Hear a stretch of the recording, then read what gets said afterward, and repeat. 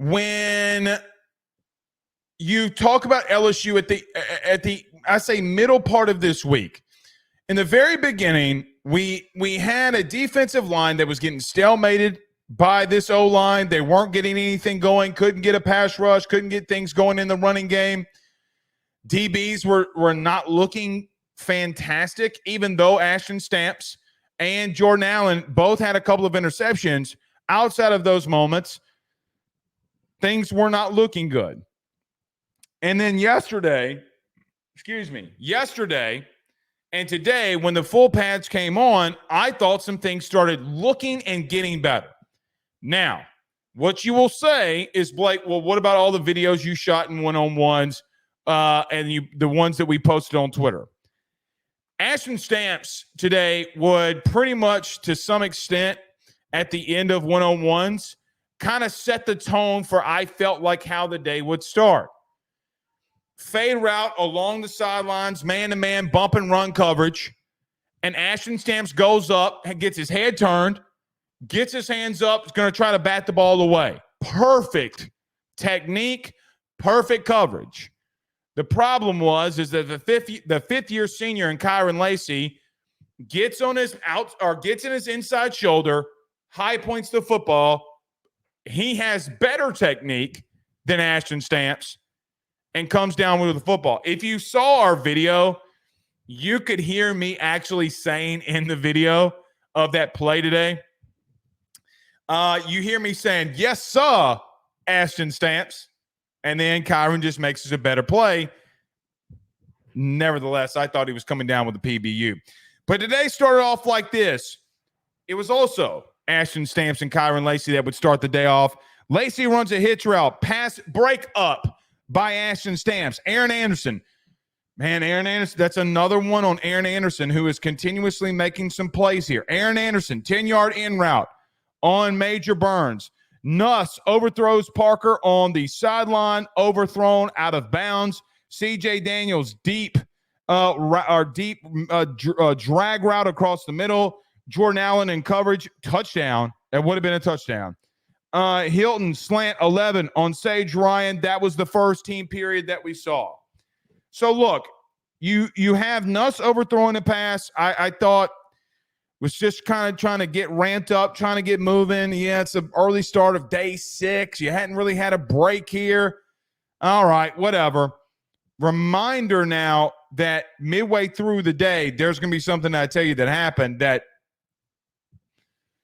I think that Joe Sloan is gearing his quarterback up to be ready to go. We'll get to that in just a minute. First mistake by Nuss. But Lacey hitch route, Ashton Stamps in the pass breakup. Guys, you just didn't get to see, unfortunately, the first play in team one-on-one drills is Ashton Stamps batting the ball down on a hitch route by Kyron Lacey, because it was also perfect technique. It was also beautiful. And Ashton Stamps got one on him, and then Kyron Lacey got the next one. If we're being honest, that's exactly how you want it to go. Now, you don't want to give up the long one. You'd probably rather give up the hitch because that's not going for 7. I get that. But if your number one wide receiver is what LSU has listed Kyron Lacey as at this current moment, if Ashton Stamps is your number one DB, when they're going up against one another, I want to see you both win a rep. And you got that.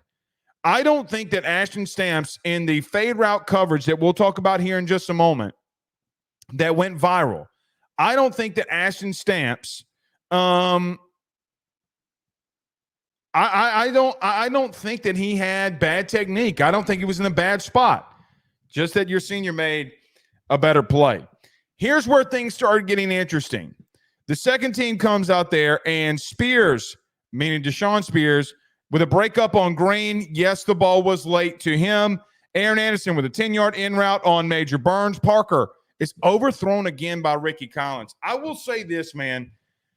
Kyle Parker has not been getting a lot of talk on shows because the times that he has on a fade route that he beat, I think, J.K. Johnson on yesterday, he drops it, would have been a touchdown. That is on 7-on-7, not in individual drills. Would have been a tutty from Ricky Collins. And today he gets 2 balls that are overthrown to him. And I'm thinking to myself, like, man, you know what? I don't really care that pass isn't to him. He won both reps. And he's won multiple reps this camp. The ball's just not getting to him where we're able to see him make plays in crucial practice spots. It's not missed upon me that Kyle Parker's getting wide ass open.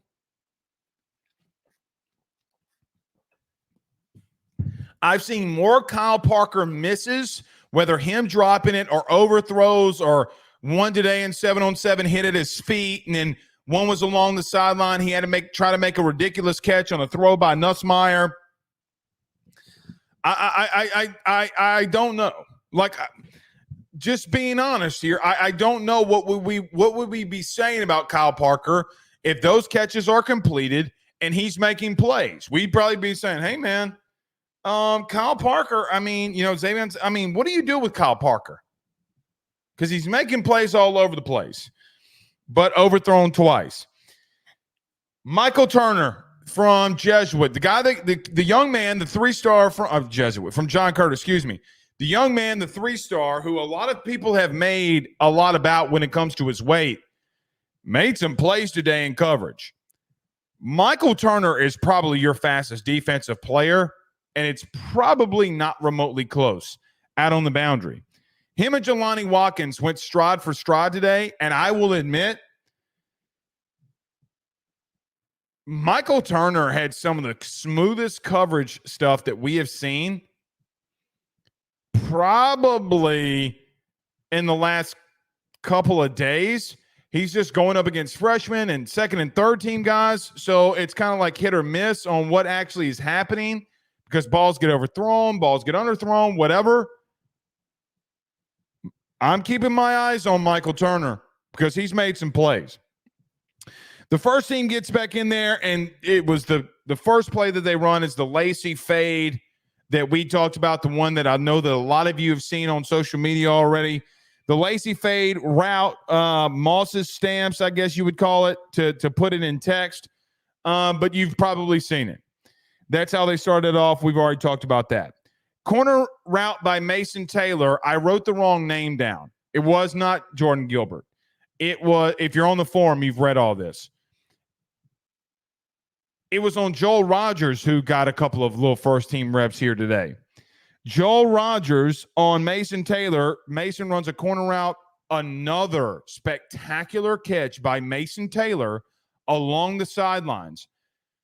When Mason Taylor goes to the corner route, catches it, like has to tiptoe in and try to keep both feet in bounds as he's falling down. You had a sprinting Joe Sloan complimenting Mason Taylor more than anything. More than anything. You know, it was interesting. We have not really talked about Mason Taylor to a great extent. But when BK makes statements, it's because he's seen or hearing or, seeing and hearing things about a player. There's a reason Mason Taylor was with him in SEC Media Days. There's a reason. Mason Taylor's made some spectacular catches and some spectacular plays. Remember Mason Taylor when we go to 7-on-7 in just a moment. Because they ran a third down period today, and that was Nuss's favorite target. Not even remotely close on who he wants to go to on third down. It's Kyron Lacy and it's Mason Taylor. Mason Taylor got the action today besides Kyron Lacy, however, on these critical third down situations. After the corner route from Mason Taylor, Deshaun Spears started making his presence being well known. Now, some of the plays, maybe some late throws by the quarterback, maybe the plays aren't made, but it's in tight coverage on 2 tight ends, a safety on a tight end, which is who he will be covering a lot here if he is going to be a premier safety. If he's on man-on-man coverage, guys, he was in 3 coverages today. The ball was not completed in any of them. So Deshaun Spears, a.k.a. Deshaun McBride, had a really big day, in my opinion, Really happy for that young man. After Spears breaks up the pass, you would have a couple of more overthrows that I didn't write down by Colin Hurley and by Ricky Collins. Because I was like, look, man, let's get some of the highlights in some of these last individual periods. I did not write those down. But after Deshaun Spears started to get those pass breakups or force those incompletions, CJ Daniels ran a fade route along the sidelines, and Zy Alexander broke it up. Yeah, that Zy Alexander in man-to-man coverage, bump and run on the outside, gets his head turned, bats the ball down, incomplete.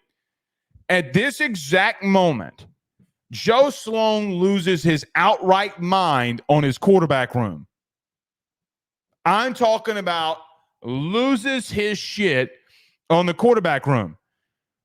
Remember I said that because he was on Nussmeier's ass all day.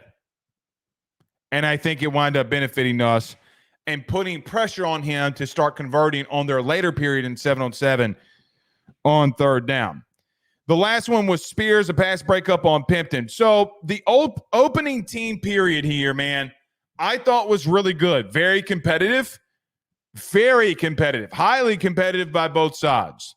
It's another day that you saw the defense against what we think to be really good wide receivers have a better day than they've been having. And that is the theme that continues to go on here. Can they continue to be better? And if they do continue to be better, then what do you look like defensively? Thought linebackers took a step forward today too. We'll get to them next. So that is the individual DBs versus, or the team period versus the wide receivers, quarterbacks versus the DBs and safety, or corners and safeties. That's how that period ended. While that was going on, running backs and linebackers were on the other field. And it was interesting. They weren't going full speed, really. They were trying to get some 50, 60% reps in on linebackers blitzing, Blake Baker coaching, and the person that stayed in the pass pro unit as a running back. So what they were doing is a running back on a blitz obviously has to pick up a linebacker. They're working on scenarios with Caleb Jackson picking up pass pro. That was the Frank Wilson goal of the day. Him and Caden Durham. I think I saw Josh Williams maybe once, John Emery in there a couple times, helping in and teaching and learning on pass pro. Frank Wilson was walking around with Caleb Jackson during pass pro so that he can be ready for when his number's called, if he needs to pick up a blitz in a critical situation, that he can. Let's get the technique down. We know that you can run it in between the tackles. It's not missed upon me some of the creative things that Harold Perkins was doing today when he was going in pass pro. Hit the outside shoulder of Caleb Jackson, does a little dip, that little dip under that he likes to do. Perk gets beat, but then spins back into the quarterback.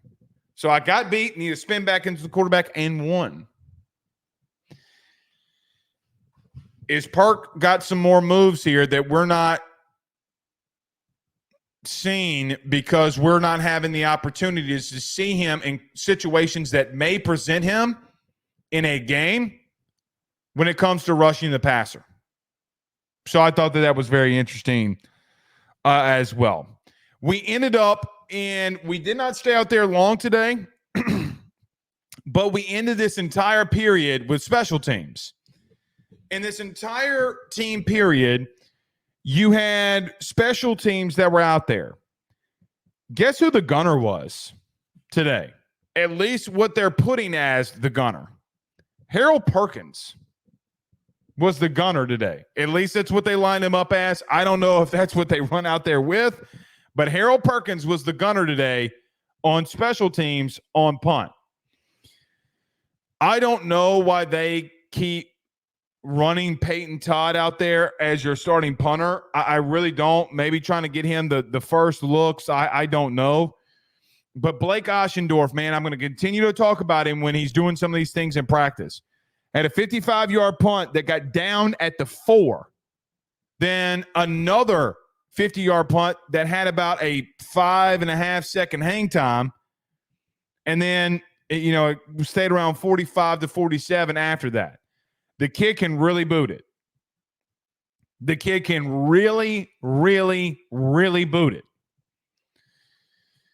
When you have somebody that can flip the field for you, man, is that a weapon. Let's see who wins it. I know Peyton Todd's giving it everything he's got. I just don't know if he's going to win that game. So that was the first team period. My thoughts are that, look, kind of some of the same things that we've been talking about. I think more than what we saw in the individual one-on-one team unit with the wide receivers and DBs, I think the running back thing was the biggest deal in trying to get Caleb Jackson up to speed in pass pro because of the fact of what Joe Sloan said about him today when asked in the press conference. Hey, man, the kid's a truck. He's a bull. He's going to run you over. He can run past you.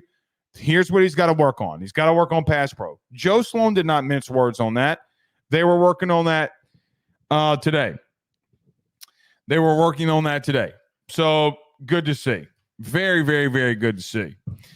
So punting, man, doing some good things. They would go into individual drills for probably 2/3 of the practice after that. Hold on one second.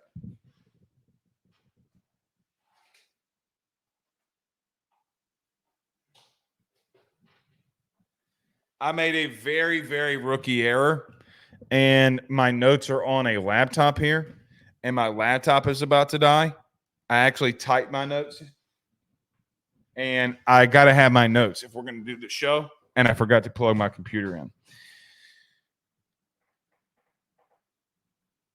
They were in a lot of individual drills today, one of them being a tackling drill led by Blake Baker.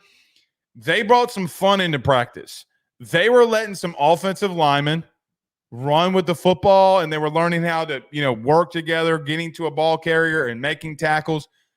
Fun period. But they were working on tackling with Baker over and over and over and over and over again today. Look, man, I do think that there's a lot of form that goes into tackling. I also think that there's a lot of want to. When you go and try to tackle somebody, it does not feel good. And we miss on the fundamental things. And you were not a good tackling team last year. You can only be taught so much on how to tackle before you start making it a want to, right? Blake Baker, Matt House, Jamar Kane, whoever you want to talk about, teaching you tackling, doesn't matter. You got to have a want to and a drive to want to go bring a ball carrier down. Technique is a big deal. I'm not saying that it's not. But sometimes you just got to be nasty and the want to be great. The want to be great is a lot that wanting to win, being competitive is a lot what it is to tackle. They worked on it all the live long day today. Multiple times. They worked on it in special teams drills. They worked on it with Blake Baker. And I will admit, BK was in the center of these tackling drills, right? All over their ass. All over their ass. About form, technique. I have not seen BK in that light before. I have not. He has let his coaches coach. But I think that he understands and saw last year, like, hey, man, we got to get better at these fundamental things. We have a younger team, but a talented team. And if they can do these things, I think we can be okay. That's how the day was. Now, they have off tomorrow. Maybe they were, I know tackling's not an easy drill, but not going one-on-ones the entire time, not doing what they've done the first couple of days, kind of ramping some things down for the week before you get it started back up. Maybe that's what they were doing, but it wasn't missed upon me that they had a really fun team period. our individual period, and they spent on tackling for probably 30 minutes. Probably 30 minutes. And in a practice where it's like an hour and a half, that's a lot. And it's needed. It's very much needed. After the individual drills, we would go to 7-on-7, all of that being third down. The third down 7-on-7 period was a period that I thought had been the most competitive for both sides, mainly due to the fact that Nuss had to make right decisions. They put him in high-pressure situations. And before he got to that, they were in an individual drill, the quarterbacks. And right before they went into 7-on-7, Joe Sloan didn't bench Nussmeier, but he made him get out of the drill because he was being lazy and not getting his footwork in the proper place, and that he was being lackadaisical. Joe Sloan was all over Garrett Nussmeier all the live long day. All the live long day. Screaming at him, don't have lazy feet. Get out of my drill. Get out of my drill.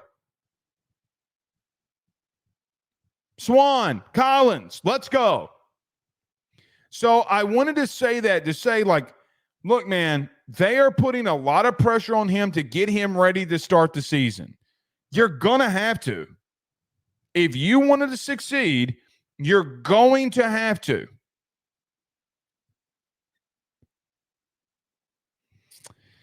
So I think that I'm not saying that Garrett Nussmeier was flustered. He clearly wasn't. But I wanted to set the tone for you on how things were going into the 7-on-7 period as we tell you what happened. Taylor goes for 6. Perk gets a hand in a little middle hitch route or just a little middle end route. Perk gets a hand on it. Ball bounces up in the air. Taylor comes down with the catch. And it was 3rd and 5. So they get the first down. But it doesn't miss on me that Perkins was there. The very next play, an out route by Mason Taylor, is broken up by Harold Perkins. The very next play after that, they run the same goddamn play. And Taylor catches an out route for 7. Perkins was there on the tackle on 3rd and 7. So right at the marker sticks. So the first 3 plays of team period on 3rd down, what do we have? We have your quarterback going to his reliable tight end. We have a guy that we want to see more of in coverage and more of in the inside at linebacker. What has he looked like? And we want to see how he's progressing. Well, I just read off to you a bang coverage for 6, a pass breakup. Taylor catches a contested pass from Harold Perkins. That is literally about as good as you can get it. Harold Perkins with a big day, not only as a gunner on special teams. About this gunner thing, I really wonder if they're really going to leave him out there. There's parts of me that's like, there's no way. There's no way. Maybe they do. I don't know. A linebacker as a gunner. Maybe they do. They lined his ass up out there today. So let's see what they do. I'm not saying that he's going to be the gunner because we might not ever talk about it. He was out there today, and then in 7-on-7 had 3 really good plays. Lacey on an out route contested by Ashton Stamps. Aaron Anderson in route or corner route, gets dropped, and a pass breakup by Stamps on Kyron Lacey. So the third down 7-on-7 unit was completely won by the first team defense when it came to 3rd down. I do think that Nuss tried to force some things, and it did not benefit him. But you have literally 4 of the 7 passes that we were able to see, 5 of the 7 passes by Nussmeier that we were able to see, highly contested in 7-on-7 on 3rd down.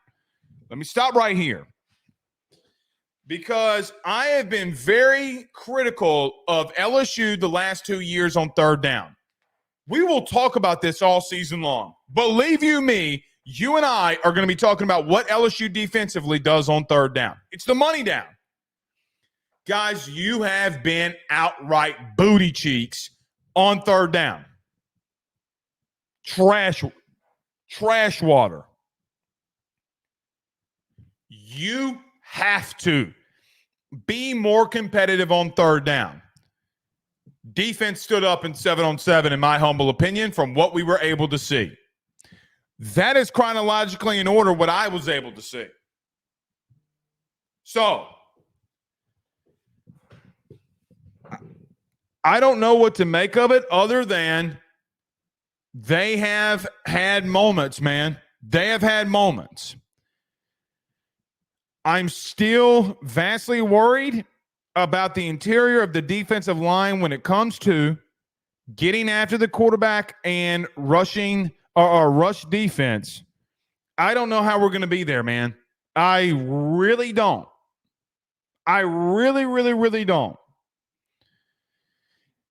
Even though today in pass pro, 1v1s in pass pro, O-line versus D-line, Sean Washington beats Miles Frazier 3 straight times.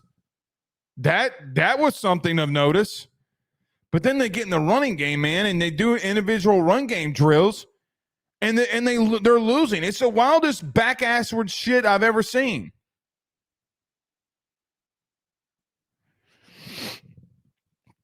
You had a good day, man. You've had a couple of good days here. A couple of good days. Some added notes in here, too, I want to add before we start getting the thoughts, questions, concerns. And Joe Sloan, it's not missed upon me that it has been pretty evident that Tyree Adams has become your swing tackle. God forbid if something happened to one of your guards, I do think that Emory Jones would kick in and Tyree Adams is coming in. That kid's had a camp, man. That kid has had a camp on him, buddy. He is a massive human being. The kid's light on his feet. If Tyree Adams continues to put these kinds of plays together, or days together, these practices together, I don't know, man.